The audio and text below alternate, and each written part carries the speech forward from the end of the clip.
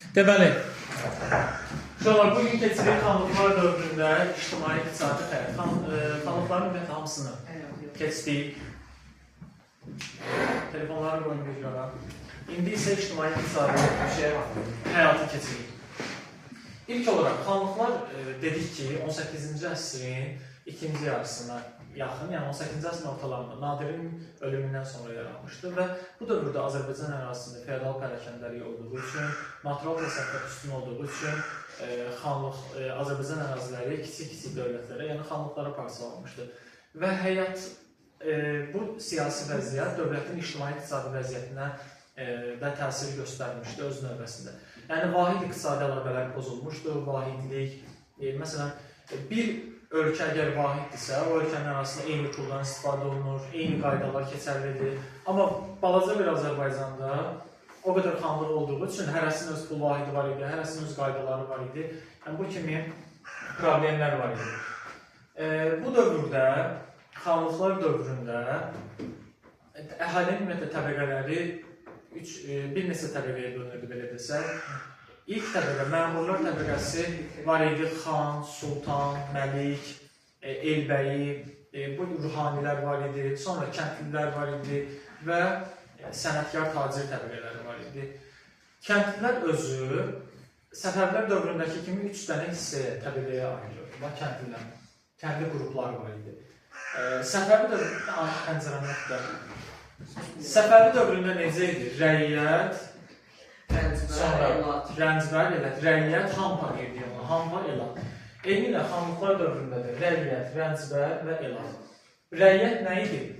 Öz iş heyvanı olan, öz sahəsi olan və torpağı əkib becərir, məhsulun bir hissəsini sahibkara, bir hissəsini dövlətə verən kəndli, yəni məşğuliyyətli kəndli. Rəncbər nə idi? Rəncbər heç nəyi olmayan, nə iş aləti, nə heyvanı olmayan idi və o məhsul, daha doğrusu sahibkarın torpağında əkirdi, becərirdi, sonra məhsulun bir hissəsini verirdi. Elatlar isə ta əvvəlki dövrdən, Qaraqoyundan bəri köçərli, maldar tayfalar. Elatlar daha çox orduda xidmət edirlər və Qaraqoyundan nə deyirdi? Ya heç vergi vermirdilər, ya da az verirlər. Burada deyirik ki, az vergi verirlər. Belə, xanlıqların ərazisi bölünürdü, xanlıq, mahal və kəndlərə. İdarəetmə sisteminə baxsaq, biz uşaqlar, xanlıqda ilk yerdə kim durar? Təbii ki, xanlıq. İlk yerdə duran xan idi. Daha sonra vəzir. Uşaqlar, vəzir nə işə baxırdı? Vəzir xanın köməkçisi idi, maliyyə işlərinə, daxili xarici məsələlərə baxırdı. Sonra bir də xanlığın idarəetmə sahib bir şey deyək ki, bir də bizən geçsin. Kəsmirlər. Bilməyəcək, hesablıyorlar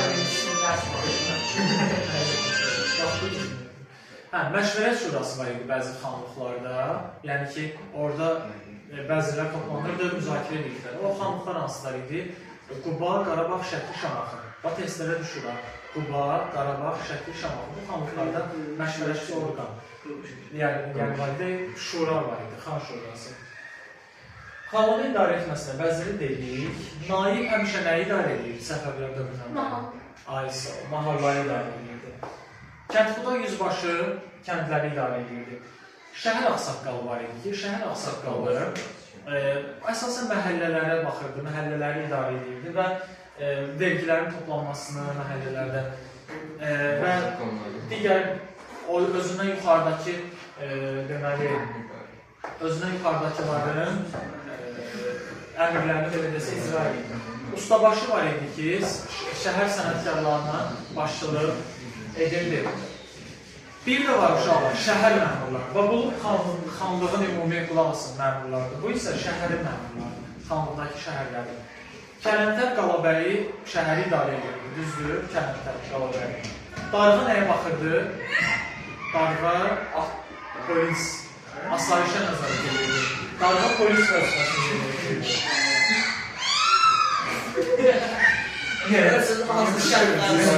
Ən yaxşı milyon bağlayırlar. Naib isə nə edirdi? Naib şəhərin təsərrüfat həyatını idarə edirdi. Şəhərdə təsərrüfata baxırdı, Şəhərdə naiba, ümumi xanlıqda naib mahalları idarə edirdi.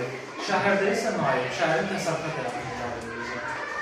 Xanlığın idarə etməsi bu formadadır. Sonra biz baxaq görək xanlıqlar dövründə hansı torpaq mülkiyyət formaları var idi. Torpaq mülkiyyət formaları demək olar ki, Səfəvi dövründəki ilə eyni idi. Əsas bu dövrə qalanlar mülk idi, tiyul idi, vəqif idi və icma torpaqları idi. Tiyul üçün biz deyəcəyik ki, ən geniş yayılmış 18-ci əsrin ikinci yarısında ən geniş yayılmış torpaq mülkiyyət forması idi. Yaxşı, yada salmaq görə 9-11-ci əsrdə ən geniş yayılmış hansı mülk idi. Sonra İqta. mülk idi. Divan xalisə nə vaxt idi? Mən xalisəki dövrü. Amma 9-11-də mülk idi. Divan xalisə isə Səfəvi dövründə ən geniş yayılmış torpaq mülkiyyət forması idi. Bunları bilirsiniz də, mülk şəxsi torpaqlardır, tiyul, xidmət qanununda, İcmada əl-hərəkət faydalanma. İlcə, hami, ərəblərdir. İcma torpaqları, kəntirlərinin əkib becərdiyi torpaqlardır. İnşallah, tiyul üçün onu deyirik ki, tiyul düzdür, şərti xidmət müqabilində verilən torpaqlar idi, hələ Səfəvi dövründə yaranmışdır. Amma bu dövrdə artıq irsi səciyyədə aşmağa başlamışdır. İrsi olaraq keçirdi, atadan oğula tiyul torpaqları. Sonra, bu dövrün vergiləri. Vergilər malcəhətdir, məhsul vergisidir, məhsulun 1/10 ya fərqli formada alınırdı. Çöpbaşıdır, otlarlardan istifadə müqabilində. Bağbaşı, bağlardan toplanan məhsula görə alınırdı. Bir də var idi, mirzəyanə, darğalıq, kələntərlik, bayramlıq, bu kimi vergilər var idi. Bunlar isə əsasən güyyəki bayramlarda belə məmurlara hədiyyə olaraq aparılırdı. Və yaxud da kələntərlik, mirzəyanə, bunlar müəyyən, belə desək də, məmurların ehtiyacları üçün alınan vergilər idi. Hə, hədiyyə aparılır. İnşallah, biyar var idi və əvrəz var idi. Bunlar ikisi mükəlləfiyyət. Mükəlləfiyyət nəyə demişdik? Mükəlləfiyyət məcburi görülən iş, əməkdir. Biyarla əvrəzin fərqi odur ki, biyar ildə məsələn 3 gündən 6 günə qədər idisə, əvrəz də ilin müəyyən günləri idi ki, kəndlər gedib sahibkarın torpağında nə etməli idi? İşləməli idi. Mütləq şəkildə gedib sahibkarın torpağında işləmək məcburiyyətini. Əvrəz iməcilik edir. Bütün kəndlilər gedir və sahibkarın torpağında işləyirdi. Belə. Sonra, baxacaq kənd təsərrüfatına, şəhərlərə, xalçacılıq, ticarət, təhsil, bu kimi məsələlərə. Dələ zəngi gözləyir. Bunlar bizim fasilə vaxtımızı deyirlər. Dərsin vaxtı zəngi gözləyir. 25-də vurdur 30 dəfə. Vurdur yaxdaşa. Videonun girişlərini çəkərək, sonra Əslində biz düşündük. Yaxşı. Məndən bir deyək var. Mədəni olmaq. Deməli, uşaqlar, dövrün kənd təsərrüfatına baxsaq, qulaq asın. Zəfəran harada yetişər? Zəfəran. Abşeron yarıqsında, Bakıda. Sonra bu dövrdə var kətan. Kətan həmişə dərinliklərdir. İpək parçaları, şamaxlardır, şəkirlərdir. Yəni bu kimi kənd təsərrüfatında əsasən bitkilər idi ki, hərəsinin öz yetişmə yeri var idi. Sonra, dövrün şəhərlərinə baxsaq, 2 dənə yeni şəhər var idi 18-ci əsrdə. Bir, Nadirin saldırdığı Yeni Şamaxı adlandırdığımız Aksu.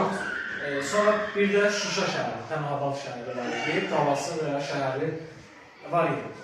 Digər şəhərlərə baxsaq, Şamaxı şəhəri yeni bir ipəkçilik mərkəzidir. Şamaxı xanlığının mərkəzi idi. Bundan başqa, Qarabağlı Ənali xanın saldırdığı Bayat qalası var idi. Şahbula qalası var idi. Şuşa qalası, Pənhabad var idi. Və Şuşa özü dedik ki, qala sanki təbii qala idi də. Orada əlavə qalaya ehtiyac yoxdur. Ancaq ki, müdafiəsi asan idi. Sonra, digər şəhərlərin Şəki xanlığının mərkəzi idi. Şəkidə ipəkçilik və digər sahələr inkişaf etmişdir. Azərbaycanın cənub ərazilərində Təbriz yenə də öz vacibliyini, əhəmiyyətini qoruyub saxlayırdı. Ərdəbili, məsələn, Səfəvilər dövründə demişdik ki, Ərdəbil Səfəvilər üçün, Qızılbaşlar üçün müqəddəs şəhər hesab olunurdu. Bu dövrdə isə sadəcə bir xanlığın bir mərkəzi idi. Gəncə yenə də öz əhəmiyyətini qoruyurdu. Gəncə hər zaman deyirik ki, xristianlıq və İslam dünyası arasında bir keçid idi, qala idi. Sonra strateji əhəmiyyət daşıyan İrəvan idi, Naxçıvan qalaları idi. Belə. Xalçaçılıq da bu dövrdə inkişaf etmişdi. Qubada Çiçil xalçaları var idi, Çiçil kəndiri. Bu xalçalar dünyada məşhur idi. Şöyle, ticarətdə biraz o dövrün tacirləri üçün vəziyyət qəlizdir. Nə üçün? Çünki rəhdari adlanan vergi var idi, gömrük yollarından alınırdı. Bir tacir, məsələn, Şəkidən olan bir tacir getmək istəyir Təbrizə. Görün nə qədər xanlıq ərazisindən keçəcək. Hamısını vergi ödəyir keçirdə. Ona görə də bu vergilər ticarətin inkişafını zəiflədirdi. Rəhdari keçəcək ki, bir də 1836-cı ildə Çar Rusiyası dövründə ləğv olmuş. Öz xanlığını satanda batırdı, ona məcbur getməli. Hə, ancaq öz xanlığı baxırdı da, belə. Dövrün təhsili əsasən mollaxanalarda, müəyyən qədər mədrəsələrdə alınırdı, ruhanilər, yəni ki, mollalar tədris dərs verirdi, yəni şəriət, dini dərslər edir, əsasən. Dövrün memarlıq abidələrinə baxsaq, Şəki Xan Sarayı Ustamoğlu tərəfindən tikilmişdir, 1763-cü ildə Xan Sarayını getmişsiniz? Şəkidəki Xan Sarayını getmişsiniz? UNESCO-nun Ümumdünya İrs siyahısına daxil edilmişdir Xan Sarayı. Bundan başqa Şəkidə Karvansarayı məşhur idi.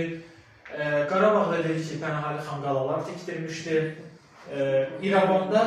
İrəvanda Sərdar Sarayı tikilmişdir və İrəvanda Göy məscid. Hüseyn Əli xan dövründə 1764-cü ildə Göy məscid tikilmişdir. Sonra Sərdar Sarayının davamı olaraq Məhəmməd Hüseyin xan, 1784-1805-ci ildə hakimiyyətdə olan Məhəmməd Hüseyin xan Sərdar Sarayının güzgülü salonunu tikdirmişdir 1791. Hansı ki, bu saraylar hər biri ermənilər tərəfindən İrəvanda dağıdılmışdır. Sonralar Qarabağdakı qalaları da dedik. Belə, dövrün ictimai-iqtisadi həyatı uşaqlar bu qədərdir.